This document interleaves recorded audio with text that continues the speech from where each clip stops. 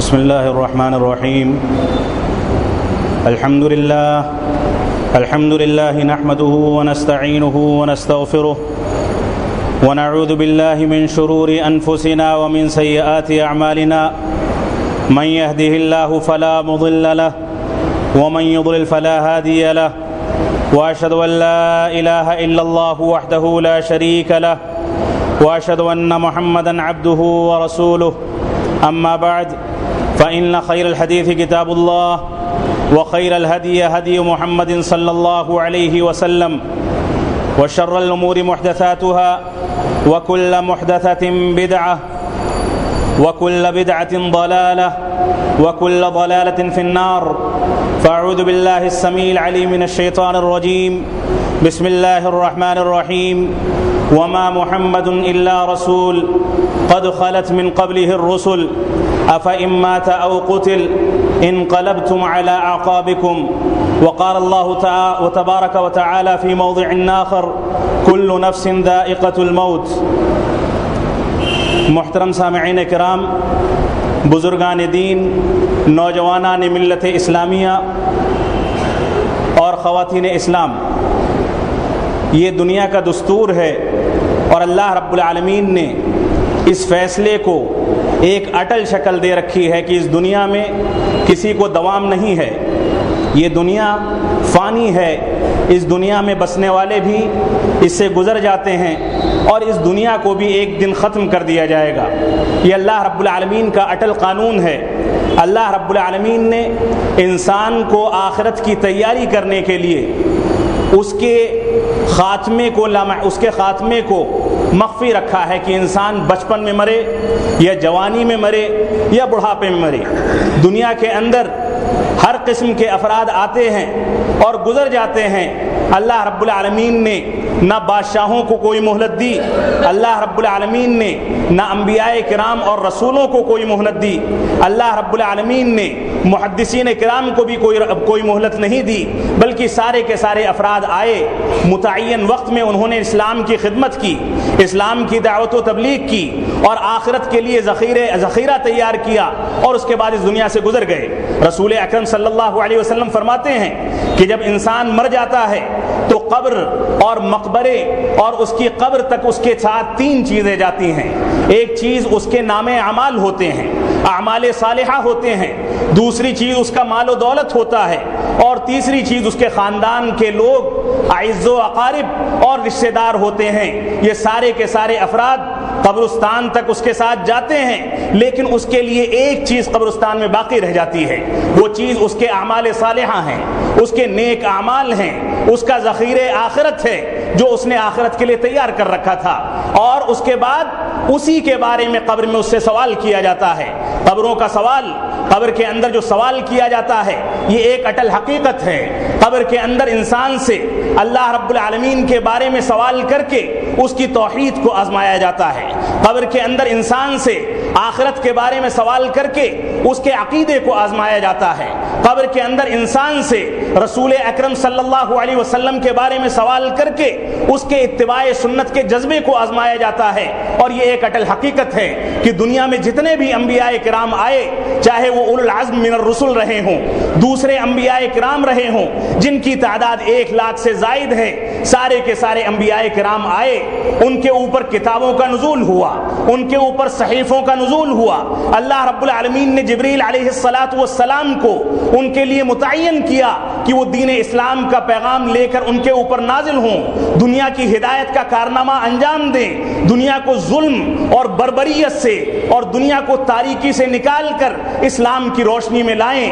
انبیاء کرام آئے اور گزر گئے، سارے کے سارے انبیاء کرام گزر گئے. رسول اکرم صلی اللہ علیہ وسلم کی شخصیت جن کو شفاعت عظمی عطا کی گئی، رسول اکرم صلی اللہ علیہ وسلم جن کو حوض کوثر عطا کیا گیا، رسول اکرم صلی اللہ علیہ وسلم جن کو سید الانبیاء بنایا گیا، رسول اکرم صلی اللہ علیہ وسلم جن کے اوپر قرآن مجید جیسا معجزہ نازل کیا گیا، رسول اکرم صلی اللہ علیہ وسلم جن کے بارے میں اللہ رب العالمین نے خود ان کی قسم کھا کے جگہ جگہ پر قرآن مجید میں آیتوں کا نزول فرمایا، رسول اکرم صلی اللہ علیہ وسلم کی جو عظمت تھی ان کو بھی دوام نہیں مل سکا. اللہ رب العالمین نے ایک دن اٹھا لیا. اللہ رب العالمین نے اسی حقیقت کی طرف اشارہ کرتے ہوئے فرمایا وما محمد الا رسول قد خلت من قبله الرسل افإن مات او قتل انقلبتم على اعقابكم. اے لوگو تم سن لو کہ محمد صلی اللہ علیہ وسلم اللہ رب العالمین کے رسول ہیں. وما محمد الا رسول قد خلت من قبله الرسل. ان سے پہلے بھی انبیاء کرام گزرے. ان سے پہلے موسیٰ گزرے, ان سے پہلے عیسیٰ گزرے, ان سے پہلے نوح گزرے, ان سے پہلے آدم گزرے, ان سے پہلے سارے کے سارے انبیاء کرام گزرے اور وہ گزر گئے. ان کا مشن مکمل ہو گیا. انہوں نے توحید کی دعوت کا جو عزم کیا تھا اس کو مکمل کرنے کی کوشش کی, اور اسی طرح سے رسول اکرم صلی اللہ علیہ وسلم بھی گزر گئے. وما محمد الا رسول قد خلت من قبله الرسل. ان سے پہلے بھی انبیاء کرام گزرے ہیں. تو امت اسلامیہ کے لیے جو سب سے عظیم حادثہ تھا وہ رسول اکرم صلی اللہ علیہ وسلم کی وفات تھی. وفات کا منظر دیکھیں, آپ دیکھیں عمر فاروق نے وفات کا انکار کر دیا. فرمایا کہ اگر کسی آدمی نے یہ کہہ دیا کہ رسول اکرم صلی اللہ علیہ وسلم کی وفات ہو گئی ہے تو میری ننگی تلوار ہوگی اور اس کی گردن ہوگی. میں اس کی گردن کو اس کے دھڑ سے الگ کر دوں گا. میں اس بات کو برداشت نہیں کر سکتا کہ یہود و نصارہ جیسے رسول اکرم صلی اللہ علیہ وسلم کو ملیا میٹ کرنا چاہتے ہیں, اس دنیا سے رخصت کرنا چاہتے ہیں, اسی طرح سے مسلمان بھی یہ نعرہ لگائیں اگر کسی نے ایسا کہا تو اس کی گردن کو اس کے دھڑ سے الگ کر دیا جائے گا. آپ دیکھیں عثمان غنی کی زبان گنگ ہو گئی. آپ دیکھیں علی بن ابی طالب گھر کے اندر اپنی سٹکیں لگا کے چھپ گئے, باہر نکلنے کی ہمت نہیں رہ گئی. بعض روایات میں اگرچہ اس پر کلام ہے, کہتے ہیں کہ اما عائشہ نے اپنے سر چھلوا دیے. اور صحابہ کرام کا یہ عالم تھا کہ نفسی نفسی کا عالم تھا, کسی کے اندر کوئی ہمت نہیں تھی. ابو بکر صدیق نکلے, انہوں نے ہمت کی اور اس کے بعد کہا من کان یعبد محمدا فإن محمدا قد مات. جو رسول اکرم صلی اللہ علیہ وسلم کی عبادت کرتا تھا, جو توحید کا انکار کرتا تھا, جو رسول اکرم صلی اللہ علیہ وسلم کو بھی اللہ رب العالمین کے ساتھ کسی بھی چیز میں شریک ٹھہراتا تھا, وہ سن لے من کان یعبد محمدا فإن محمدا قد مات. کہ جو اللہ کے نبی صلی اللہ علیہ وسلم کی عبادت کرتا تھا وہ سن لے کہ رسول اکرم صلی اللہ علیہ وسلم کی وفات ہو گئی. ومن کان یعبد اللہ فإن اللہ حی لا يموت. اور جو شخص اللہ رب العالمین کی عبادت کرتا تھا تو سن لے کہ اللہ رب العالمین زندہ ہے, کبھی مرنے والا نہیں, ہمیشہ سے ہے, ہمیشہ رہے گا. انبیاء کرام کو پیدا کرنے والا وہ ہے, علماء کرام کو پیدا کرنے والا وہ ہے, محدثین کرام کو پیدا کرنے والا وہ ہے, فقہائے کرام کو پیدا کرنے والا وہ ہے, دنیا کو پیدا کرنے والا وہ ہے. اور جتنے پیرانے پیر اس دنیا کے اندر خلاف سنت اور توحید کی شہرت کو کاٹ کر پوجے جاتے ہیں, شرک کر کے ان کو پوجا جاتا ہے, ان سب کو اس نے پیدا کیا ہے. بیماری کو وہی رفع کرتا ہے, انسان کو شفایابی وہی دیتا ہے, انسان کو صحت و تندرستی وہی دیتا ہے. تو اللہ کے نبی صلی اللہ علیہ وسلم ابو بکر صدیق نے فرمایا کہ جو اللہ رب العالمین کی عبادت کرتا تھا وہ سن لے کہ اللہ رب العالمین ہمیشہ سے ہے اور ہمیشہ رہے گا. یہ مشن کسی شخصیت کی وفات سے, کسی شخصیت کے گزر جانے سے نہیں ختم ہوتا. یہ مشن کتاب و سنت کا مشن ہے, اور کتاب و سنت ہمیشہ زندہ رہتے ہیں, کتاب و سنت کی تعلیم ہمیشہ زندہ رہتی ہے. تو امت اسلامیہ کے لیے سب سے بڑا سانحہ, سب سے بڑا حادثہ رسول اکرم صلی اللہ علیہ وسلم کی وفات تھی. اس کے بعد ابو بکر صدیق رضی اللہ تعالیٰ عنہ نے یہ آیت کریمہ تلاوت فرمائی. فرمایا وما محمد الا رسول قد خلت من قبله الرسل. اللہ کے نبی صلی اللہ علیہ وسلم صرف اللہ رب العالمین کے ایک رسول تھے, ان سے پہلے بھی انبیاء کرام گزرے ہیں.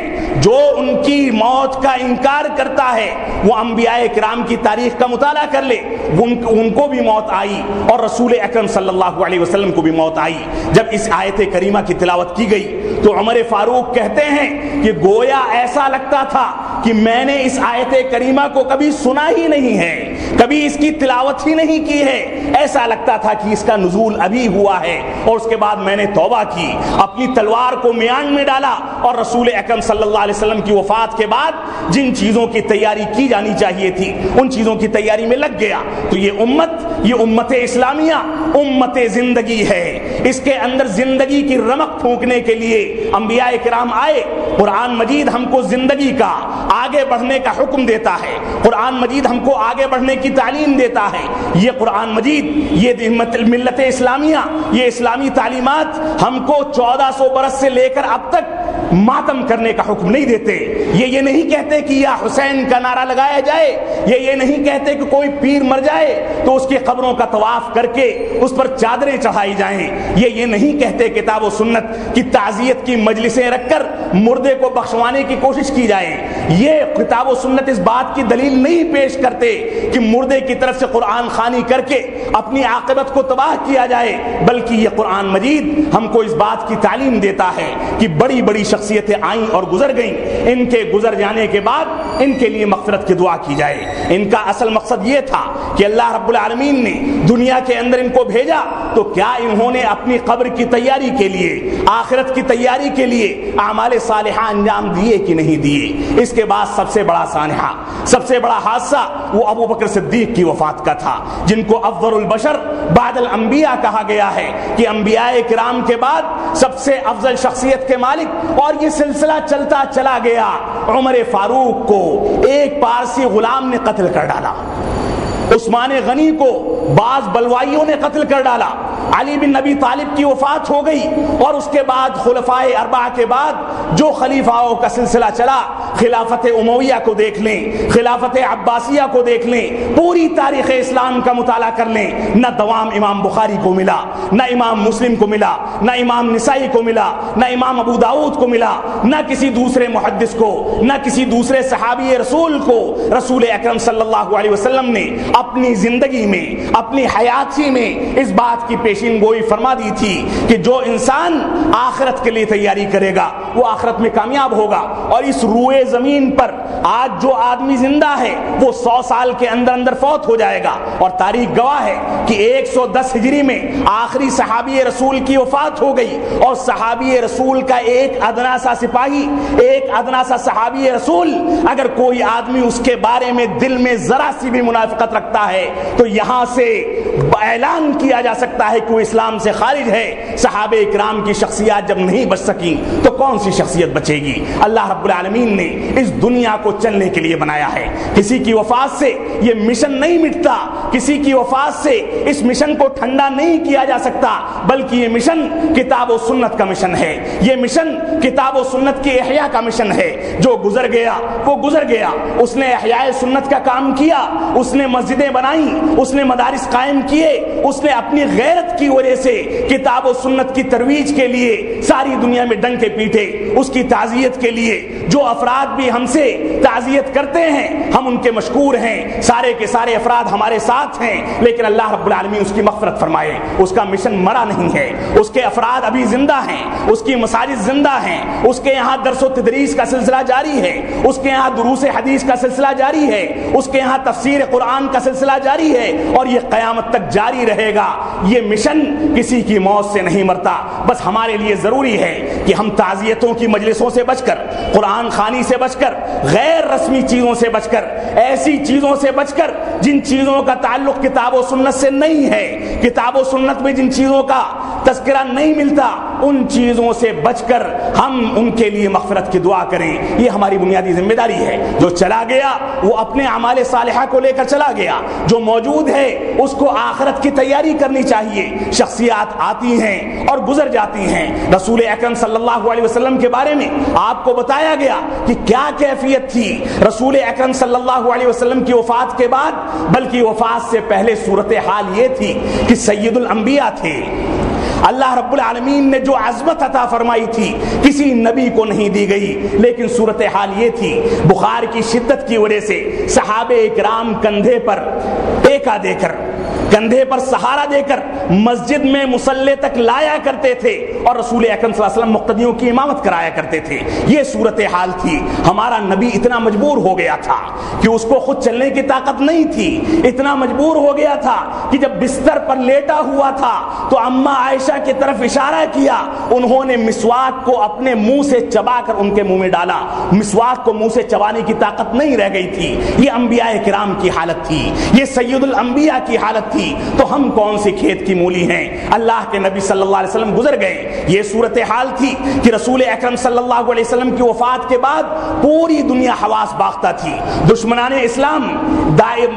اسلام حکومت اسلامیہ کے اوپر حملہ کرنے کے لیے تیار تھے، لیکن ابو بکر صدیق جیسی شخصیت جو متبع سنت تھی، جس نے اتباع سنت کو اپنا اوڑھنا بچھونا بنا رکھا تھا، اس نے کہہ دیا کہ زید کو روانہ کرنے کا حکم اللہ کے نبی صلی اللہ علیہ وسلم نے دیا ہے. زید رضی اللہ تعالیٰ عنہ کو اگرچہ ان کی عمر 17 سال ہے، اگرچہ ان کی عمر 17-18 ہی سال ہے، لیکن یہ لشکر روانہ ہوگا یہ بات کہہ کر اور کئی کلومیٹر تک خلیفہ وقت نے ایک ادنا سے غلام کو پیدل اس کی سواری کے ساتھ رخصت کرنے کے لیے جا کر یہ پیغام امت اسلامیہ کو دے دیا کہ یہ امت اسلامیہ حوصلوں سے چلتی ہے، زندگی کے عزم سے چلتی ہے، کتاب و سنت کی پیروی سے چلتی ہے. یہ امت اسلامیہ بے حوصلگی سے اور پست ہمتی سے نہیں چلتی، اس کے ہاں عزم ہے، اس کے یہاں حوصلہ ہے. یہ امت اسلامیہ ایک تاریخ رکھتی ہے. تو امت اسلامیہ کی تاریخ کا مطالعہ کریں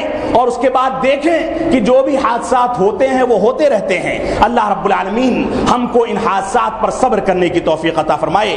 جو شخصیت گزری ہے والد محترم کی، اللہ رب العالمین ان کی مغفرت فرمائے. انہوں نے مساجد بنائی، مدرسے بنائے، امت اسلامیہ کے لیے کام کیا، اور میں مشکور ہوں عالم اسلام کے تمام شخصیات کا، چاہے وہ ائمہ حرم ہوں، چاہے دوسری شخصیات ہوں، جنہوں نے تعزیت کے پیغامات بھیجے ہیں اور انہوں نے حوصلہ دیا ہے کہ یہ ادارہ آگے بڑھے گا. اس ادارے کے پاس کمیٹی ہے، اس ادارے کے پاس ذمہ داران ہیں، یہ ادارہ مرا نہیں ہے، یہ ادارہ چلتا رہے گا. اگر کسی کے ذہن میں اس انداز کی تشویش ہے تو اس کو نکال دے، حوصلے سے کام لے، اور کتاب و سنت کے نام پر جو پودا لگایا گیا تھا، جن اصولوں کی بنیاد پر اس ادارے کو چلایا گیا تھا، یہ ادارہ اسی اصول پر چلے گا.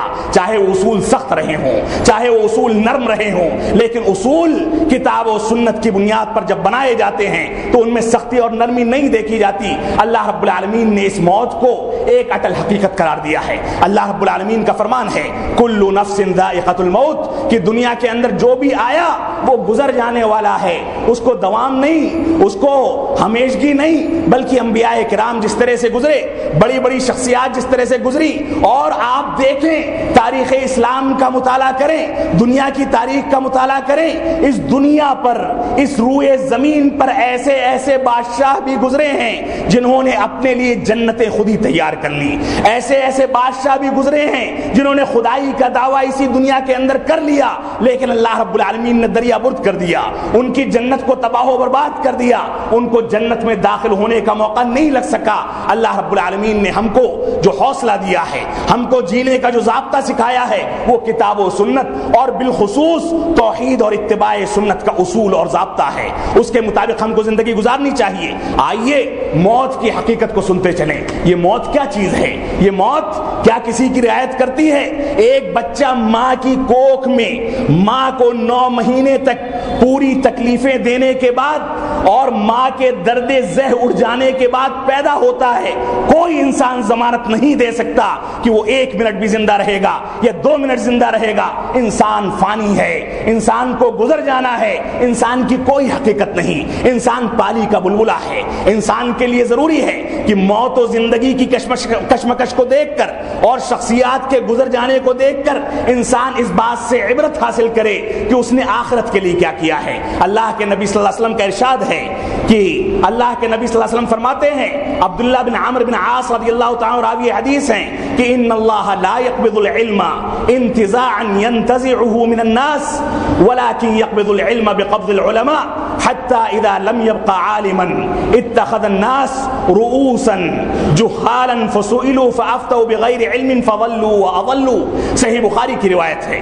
اللہ کے نبی صلی اللہ علیہ وسلم نے علماء کرام کی، علم شریعت کی اور شریعت اسلامیہ کی، علم توحید اور علم اتباع سنت کی جو فضیلت بتائی ہے، رسول اکرم صلی اللہ علیہ وسلم فرماتے ہیں کہ فضل العالم علی العابد کفضلی علی سائر الکواکب. ایک عالم کی اہمیت، ایک عالم کی فضیلت ایک عام آدمی پر اسی طرح سے ہے جیسے سنہری اہمیت اور چاند اور سورج کی اہمیت عام ذرات پر ہے۔ رسول اکرم صلی اللہ علیہ وسلم نے عالم دین کی مثال اپنی شخصیت کی مثال سے سمجھائی ہے۔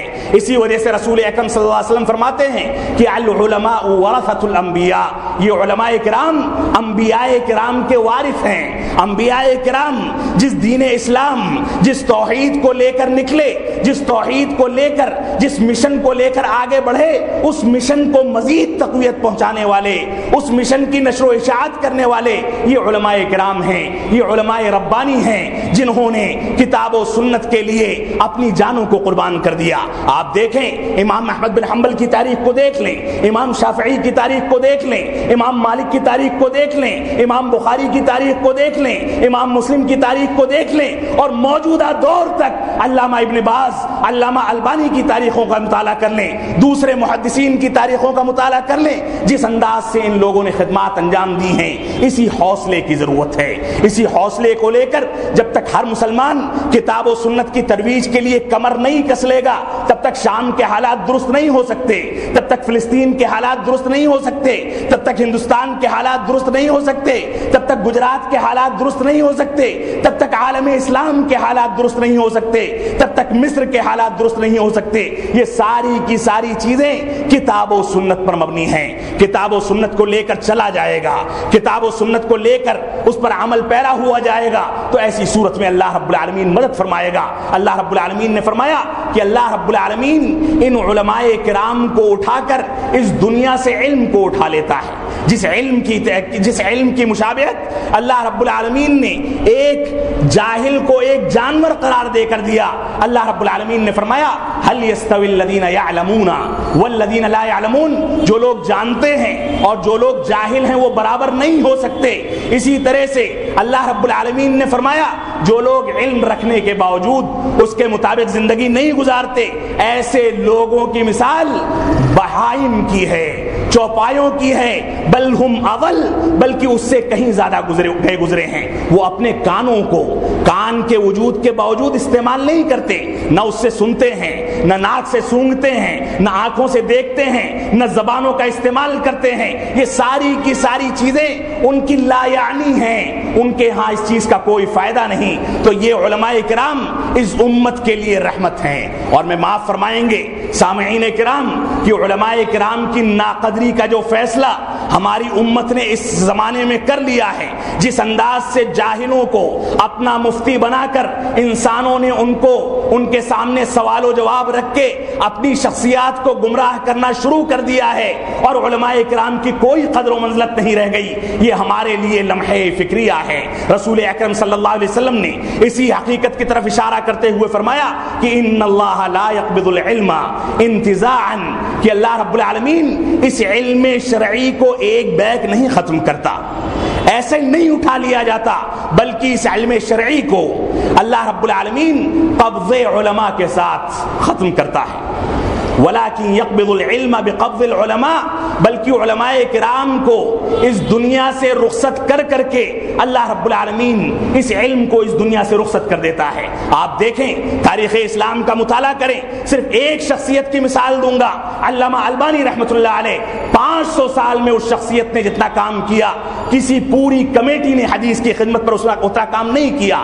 اور اس کے علاوہ آپ محدثین کرام میں کتب ستہ کے مؤلفین امام محمد بن حنبل اور جن افراد کے میں نے نام لیے ہیں ان لوگوں کی تاریخ کو سامنے رکھیں، لیکن ان کی وفات کے ساتھ علم کا ایک بڑا ذخیرہ ان کے ساتھ مٹی میں دفن ہو گیا۔ اللہ رب العالمین علم کو علماء کرام کی وفات کے ساتھ ساتھ اٹھاتا ہے۔ اللہ کے رسول صلی اللہ علیہ وسلم نے آگے فرمایا حتی اذا لم یبق عالما، یہاں تک کہ جب علماء کرام نہیں بچیں گے، یہ قرب قیامت کی علامت ہے، جب علماء کرام نہیں بچیں گے، اتخذ الناس رؤوسا جہالا، تو لوگ جاہلوں کو اپنا سردار مان لیں گے، جاہلوں کو اپنا مفتی مان لیں گے، جاہلوں کو اپنا پیشوا اور رہنما مان لیں گے، فسئلوا فافتوا، اور ان سے سوال کریں گے، اور وہ جواب دیں گے اور وہ خود بھی گمراہ ہوں گے اور جن سے سوال کیا جا رہا ہے وہ بھی گمراہ ہوتے چلے جائیں گے۔ صحیح بخاری کی روایت ہے۔ اسی طرح سے ابو ہریرہ رضی اللہ تعالیٰ عنہ فرماتے ہیں کہ اللہ کے نبی صلی اللہ علیہ وسلم نے ارشاد فرمایا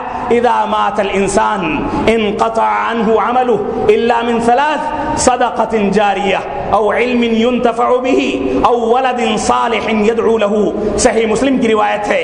ابو ہریرہ رضی اللہ تعالیٰ عنہ فرماتے ہیں کہ جب انسان اس دنیا سے رخصت ہو جاتا ہے تو اس کے اعمال کا سلسلہ منقطع ہو جاتا ہے۔ نہ قرآن خوانی اس کو فائدہ پہنچاتی ہے، نہ قبروں پر دیگیں چڑھانا اس کو فائدہ پہنچاتی ہے، نہ اس کی جانب سے نمازیں پڑھنا اس کو فائدہ پہنچاتی ہے، نہ اس کی جانب سے تلاوت کرنا اس کو فائدہ پہنچاتی ہے، نہ اس کی جانب سے کسی دوسرے انداز کا عمل کرنا اس کو فائدہ پہنچاتی ہے، بلکہ فائدہ وہی چیز پہنچاتی ہے جس چیز کا کتاب و سنت کے اندر ذکر ہے۔ اللہ کے رسول صلی اللہ علیہ وسلم نے فرمایا کہ جب انسان مر جاتا ہے تو ساری چیزوں کا سلسلہ منقطع ہو جاتا ہے، لیکن تین چیزیں جاری رہتی ہیں۔ صدقۃ جاریہ، ایسا صدقہ جو ہمیشہ جس سے فائدہ اٹھایا جائے، نل لگوا دیے جائیں، کنویں کھدوا دیے جائیں، درخت لگوا دیا جائے، قرآن مجید اور مصاحف اور دینی کتابیں وقف کر دی جائیں، یہ ساری کی ساری چیزیں انسان کے لیے صدقہ جاریہ ہیں۔ اور انسان کے لیے صدقہ جاریہ میں سب سے عظیم صدقہ اس کی نیک اولاد ہے، جس کا خصوصیت کے ساتھ تذکرہ اللہ کے نبی صلی اللہ علیہ وسلم نے اس روایت میں کیا ہے۔ اللہ کے نبی صلی اللہ علیہ وسلم فرماتے ہیں او علم ينتفع به، یا میت کو دوسری چیز جو فائدہ پہنچاتی ہے وہ اس کا علم نافع ہے، اس نے خطبہ دیا ہو، اس نے کتابیں لکھی ہوں، اس نے لوگوں کو نصیحت کی ہو، اس نے فتویٰ دیا ہو کتاب و سنت کی روشنی میں، اس نے لوگوں کو ہدایت کی راہ پر اور ہدایت کی ڈگر پر چلایا ہو، یہ ساری کے سارے علم نافع ہیں جس سے انسان کو فائدہ پہنچتا ہے۔ او ولد صالح يدعو له، یا اس کی نیک اولاد جو اس کے لیے دعا کرے، جو اس کی نیک اولاد جو نمازوں کو قائم کرے، اس کی نیک اولاد جو مساجد کو قائم کرے، اس کی نیک اولاد جو تلاوت کلام پاک کا اہتمام کرے، اس کی نیک اولاد جو دوسرے نیک اعمال میں بڑھ چڑھ کر حصہ لے، یہ ساری کی ساری چیزیں اس کے لیے صدقہ جاریہ ہیں۔ لیکن کسی عبادت کی کوئی خصوصیت، چاہے قرآن مجید پڑھنے کی خصوصیت ہو، چاہے تلاوت کلام پاک کی خصوصیت ہو، چاہے نمازیں پڑھنے کی خصوصیت ہو، چاہے قبروں پر دیگیں چڑھانا، چاہے قبروں پر پھول چڑھانا، چاہے قبروں پر چادریں چڑھانا، یا قبروں کو ضرورت سے زیادہ اونچا کر لینا، یا قبروں کو پکا کر دینا، یا قبروں کے اوپر چونا گٹ کرنا، یا قبروں کے پاس بیٹھ کر زار و قطار رونا اور وہاں زیادہ سے زیادہ وقت گزارنا، زیارت سے زیادہ وقت گزارنا، یہ ساری کی ساری بدعات ہیں جن کو رسول اکرم صلی اللہ علیہ وسلم نے احادیث میں صراحت کے ساتھ منع فرمایا ہے، اور ایسا کرنے والے پر اللہ کے نبی صلی اللہ علیہ وسلم کی لعنت کے الفاظ وارد ہوئے ہیں۔ تو انسان کے لیے جو چیز صدقہ جاریہ ہے وہ یہی تین چیزیں ہیں۔ ان تین چیزوں کے ذریعے اس کے لیے صدقہ کیا جائے، اس کی جانب سے نیک کام انجام دیے جائیں، اس کی جانب سے نیک کام انجام دیے جائیں، یہی اس کے لیے صدقہ جاریہ ہے۔ اور مجھ کو قوی امید ہے کہ یہ صدقہ جاریہ، یہ تینوں شکلیں میت کے لیے پہنچنا شروع ہو گئی ہیں۔ جو میت گزر چکی، والد محترم گزر چکے، یہ ساری صفات ان کے اندر موجود تھیں، اس وجہ سے ہم کو نا امید ہونے کی ضرورت نہیں ہے۔ اسی طرح سے ابن عمر رضی اللہ تعالیٰ عنہما فرماتے ہیں کہ اخذ رسول اللہ صلی اللہ علیہ وسلم بمنکبی فقال کن فی الدنیا کأنک غریب او عابر سبیل، وکان ابن عمر یقول اذا امسیت فلا تنتظر الصباح واذا اصبحت فلا تنتظر المساء وخذ من صحتك لمرضك ومن حیاتك لموتك۔ صحیح بخاری کی روایت ہے۔ ابن عمر رضی اللہ تعالیٰ عنہما فرماتے ہیں کہ اللہ کے نبی صلی اللہ علیہ وسلم نے میرے کندھے پر شفقت کے ساتھ ہاتھ رکھا، کندھے پر ہاتھ رکھ کے فرمایا کہ یہ بیٹے سن لو، شفقت تھی، کندھا پکڑ کے فرمایا کہ سن لو، اللہ رب العالمین نے اس دنیا کو فانی بنایا ہے، یہ دنیا دوام کے ساتھ رہنے والی نہیں، اس میں آنے والے پانی کے بلبلے کی طرح سے گزر جاتے ہیں، اس میں آنے والے کچھ اعمال صالحہ انجام دے کر گزرتے ہیں، کچھ بدکاریوں میں خوشحالی کی زندگی گزار کر گزر جاتے ہیں، لیکن انسان کی زندگی وہی ہے، انسان کی موت وہی ہے جس پر زمانہ افسوس کرے، جس نے کتاب و سنت کی ترویج کے لیے اپنی زندگی کو وقف کر دیا ہو، اس کی زندگی پر افسوس کیا جاتا ہے۔ اللہ کے نبی صلی اللہ علیہ وسلم نے ابن عمر کا کندھا پیچھے سے پکڑا اور اس کے بعد فرمایا کن فی الدنیا کأنک غریب، ابن عمر معمولی صحابی رسول نہیں تھے۔ ابن عمر اسلام کے دوسرے خلیفہ راشد، جن کی رائے کی تائید میں اللہ رب العالمین نے قرآن مجید کی بے شمار آیتوں کا نزول فرمایا، جن کے بارے میں یہاں تک ملتا ہے کہ ابو بکر صدیق اور ابو بکر صدیق اور اللہ کے نبی صلی اللہ علیہ وسلم کی رائے بعض مسائل میں کچھ تھی اور عمر فاروق کی کچھ تھی۔ اللہ رب العالمین نے عمر فاروق کی رائے کو راجح قرار دے کر اللہ کے نبی صلی اللہ علیہ وسلم کی رائے کو ٹھکرا دیا۔ ان کے بیٹے ہیں جن کے بارے میں اللہ کے نبی صلی اللہ علیہ وسلم نے ایک مرتبہ سوال کیا کہ وہ کون سا درخت ہے جس کو مومن سے مشابہت دی جاتی ہے؟ یہ شرم کی وجہ سے اور گھبرانے کی وجہ سے بڑے علماء کرام، بڑے صحابہ کرام کی موجودگی کی وجہ سے جواب نہیں دے سکتے، جبکہ جواب انہی کو معلوم تھا، ان کے ابا عمر فاروق کو بھی نہیں معلوم تھا، دوسرے جلیل القدر صحابہ کرام کو بھی نہیں معلوم تھا۔ باہر نکلے تو اپنے ابا سے کہا کہ مجھ کو جواب معلوم تھا لیکن میں بتا نہیں سکا۔ عمر فاروق نے کہا کہ بیٹا اگر تم بتا دیتے تو میرا سینہ پھول کر بڑا ہو جاتا۔ یہ اتنے جلیل القدر صحابی جن کو اتباع سنت میں شدت کے ساتھ موصوف کیا جاتا ہے، اور یہ کہا جاتا ہے کہ رسول اکرم صلی اللہ علیہ وسلم نے جہاں بیٹھ کر پانی پیا تھا یہ کوشش کرتے تھے کہ جب پیاس لگے تو وہیں پر بیٹھ کر پانی پئیں، جہاں رسول اکرم صلی اللہ علیہ وسلم نے استنجا کیا ہوتا تھا یہ وہیں پر استنجا کرتے تھے، جہاں قضائے حاجت کے لیے گئے ہوتے تھے یہ وہیں پر جاتے تھے، یہاں تک کہ اللہ کے نبی صلی اللہ علیہ وسلم کے اعمال، چال ڈھال، رہن سہن، کپڑے لتے، ہر چیز میں رسول اکرم صلی اللہ علیہ وسلم کی مشابہت اختیار کرتے تھے۔ ان کی یہ صورت ہے کہ رسول اکرم صلی اللہ علیہ وسلم کندھے پر ہاتھ رکھتے ہیں، فرماتے ہیں کہ کن فی الدنیا کانک غریب۔ اے ابن عمر تم سن لو، جلیل القدر صحابی رسول کے بیٹے ہو، تمہارے بڑے فضائل ہیں، لیکن اس کے باوجود سن لو یہ دنیا ایک مسافر کی دنیا ہے۔ اس دنیا کی مثال ایک مسافر خانے کی طرح سے ہے کہ انسان اپنی اٹیچی میں بعض ضروری اشیاء، اپنا کپڑا لتا اور دوائیں رکھ کے نکلتا ہے کہ ابھی صبح جا رہا ہوں، شام تک واپس آنا ہے، اس وجہ سے کیا سارا سامان لے کر جاؤں، اور اس کے بعد وہ گھر واپس آ جاتا ہے۔ انسان کی مثال، اس دنیا کی مثال اسی مسافر کی طرح سے ہے۔ انسان پیدا ہوتا ہے اور موت کے حوالے ہو جاتا ہے۔ اسی وجہ سے ابن عمر نے فرمایا، وہ کہا کرتے تھے کثرت کے ساتھ کہ اذا امسیت فلا تنتظر الصباح، جب تم کو شام کا پہر مل جائے تو صبح کے پہر کا انتظار نہ کرو کہ صبح بھی تم کو ملے گی کہ نہیں ملے گی، اسی طرح سے جب تم کو صبح کا پہر مل جائے تو شام کا انتظار نہ کرو۔ وخذ من صحتک لمرضک، اور اپنی صحت کے زمانے میں، اپنے مرض کے زمانے کے لیے اعمال انجام دے دو، اپنی زندگی میں اپنی موت کے لیے اعمال انجام دے دو، اور یہی آخرت میں تمہارے کام آنے والا ہے۔ اس دنیا کی مثال فانی ہے، یہ دنیا ایک مسافر خانہ ہے جہاں انسان آتا ہے اور گزر جاتا ہے۔ انسان کو یہاں دوام نہیں ملتا، انسان کو یہاں ہمیشگی نہیں ملتی۔ انسان ایک روز پیدا ہوتا ہے، 2-4 روز، 2-4 سال، 10-20 سال، 40-50 سال اور 70-80 سال میں اس دنیا سے گزر جاتا ہے۔ کتنے واقعات ایسے ہوتے ہیں، یہی مسجد کے پڑوس میں ایک واقعہ 3-4 روز پہلے ہوا کہ ایک نوجوان لڑکا رات میں سویا اور صبح سویا رہ گیا، وفات ہو گئی۔ بات کو صدمے کی وجہ سے دماغ کی نس پھٹ گئی، اس کی زندگی بڑی مشکل سے بچ سکی۔ یہ حادثات ہوتے ہیں اور ہوتے رہ جاتے ہیں۔ انسان کو اس دنیا کے اندر آخرت کی تیاری کرنی چاہیے۔ کوئی ضمانت نہیں دے سکتا کہ مسجد سے نکلے گا کوئی گاڑی آ کر ایکسیڈنٹ کر کے اس کو تباہ و برباد کر دے گی۔ کوئی ضمانت نہیں دے سکتا کہ انسان رات میں سوئے گا اور سویرے جیتے جی آرام کے ساتھ جاگ جائے گا۔ کوئی انسان کسی بات کی ضمانت نہیں دے سکتا۔ اسی وجہ سے ابن عمر فرماتے تھے کہ جب صبح ہو جائے تو شام کا انتظار نہ کرو، بلکہ صبح ہی کے پہر میں اللہ رب العالمین کی رضامندی کے لیے، آخرت کی تیاری کے لیے، کتاب و سنت پر عمل پیرا ہونے کے لیے تم کچھ عمل انجام دے دو۔ تم دیکھ لو، اپنی تاریخ کا مطالعہ کر لو، انبیاء کرام کو دوام نہیں ملا۔ تم انبیاء کرام کی تاریخ کو دیکھو، صحابہ کرام کی تاریخ کو دیکھو، اور دیکھو کہ کس انداز سے انبیاء کرام گزر گئے۔ انبیاء کرام کو بھی ملک الموت نے آ کر یہ مہلت نہیں دی کہ اللہ رب العالمین آپ سے اجازت طلب کر رہا ہے، جیسا کہ بعض روایات میں کہا جاتا ہے، نعوذ باللہ من ذلک، کہ رسول اکرم صلی اللہ علیہ وسلم کے پاس آ کر فرشتے نے اجازت طلب کی کہ اللہ رب العالمین آپ کی روح قبض کرنا چاہتا ہے. ایسا کچھ نہیں ہے. اللہ رب العالمین کا نظام اٹل نظام ہے.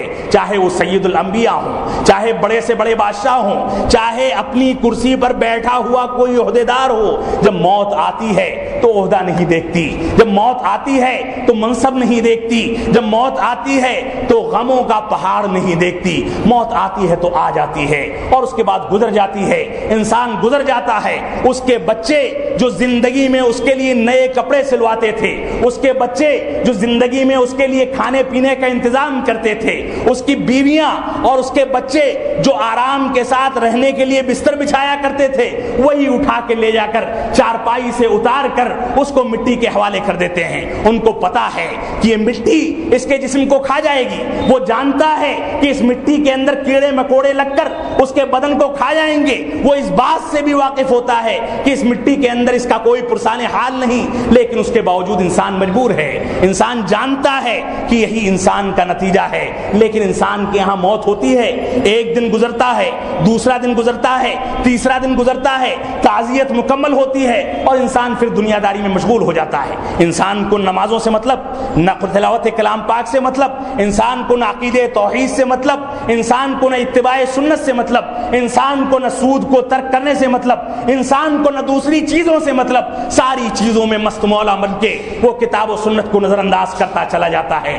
جب بوڑھا ہوتا ہے, اس کے بچے گرد بیٹھتے ہیں, اسپتال کے اندر آئی سی یو میں ایڈمٹ کر دیا جاتا ہے, لوگ آنسو بہاتے ہیں, تب اس کو ہوش آتا ہے کہ کاش نمازیں پڑھ لی ہوتی, کاش تلاوت کر لی ہوتی, کاش صدقہ و خیرات کر دیے ہوتے, کاش اللہ رب العالمین کی رضامندی کے لیے کوئی عمل انجام دے دیا ہوتا, تو آج یہ نوبت نہیں آتی کہ چارپائی پر پڑا ہوں, ساری مشینیں نصب کر دی گئی ہیں, اب نماز پڑھنے کی فرصت نہیں ہے, نماز پڑھنے کا ہوش نہیں ہے, تیمم کرنے کا ہوش نہیں ہے, وضو کرنے کی استطاعت نہیں ہے, غسل کرنے کی استطاعت نہیں ہے کہ نماز کیسے ادا کرے. اشاروں میں نماز ادا کرتا ہے اگر وہ توفیق ملتی ہے تب, ورنہ وہ بھی نہیں. انسان کی زندگی پانی کا بلبلہ ہے. اللہ رب العالمین ہم کو کتاب و سنت کی جانب رجوع کرنے کی توفیق عطا فرمائے. ہم کو صحابہ کرام کی تاریخ اور خود رسول اکرم صلی اللہ علیہ وسلم کی تاریخ کا مطالعہ کر کے اس بات کی توفیق عطا فرمائے کہ ہم اس کا مطالعہ کر کے اپنی زندگی کو اس کے مطابق ڈھالیں. میں یہ بھی اپیل کروں گا کہ اگر بعض حضرات جیسا کہ خبریں آ رہی ہیں کہ تعزیتی کلمات کے بجائے وہ تعزیتی مجلسیں منعقد کرنا چاہتے ہیں, وہ قرآن خوانیاں کرنا چاہتے ہیں, میں اس بات کی صراحت کرنا چاہوں گا, یہ اعلان کرنا چاہوں گا کہ ہماری طرف سے اس انداز کی کسی چیز کی کوئی اجازت نہیں. جس کو ان کے ساتھ خیر خواہی مقصود ہے وہ دعائے مغفرت کرے, جن کو خیر خواہی مقصود ہے وہ ان کے مشن کو آگے لے کر چلے, جن کو خیر خواہی مقصود ہے وہ ان کی جانب سے صدقہ کرے, جن کو خیر خواہی مقصود ہے وہ کتاب و سنت کی جانب رجوع کرے, جس کو خیر خواہی مقصود ہے وہ اس کے لیے دعائے خیر کرے. یہی اس کے لیے ذخیرے آخرت ہے. قرآن خوانی سے کچھ نہیں ہوتا, تعزیتی مجلسوں سے کچھ نہیں ہوتا, اخبارات میں ہائی لائٹ ہونے سے کچھ نہیں ہوتا.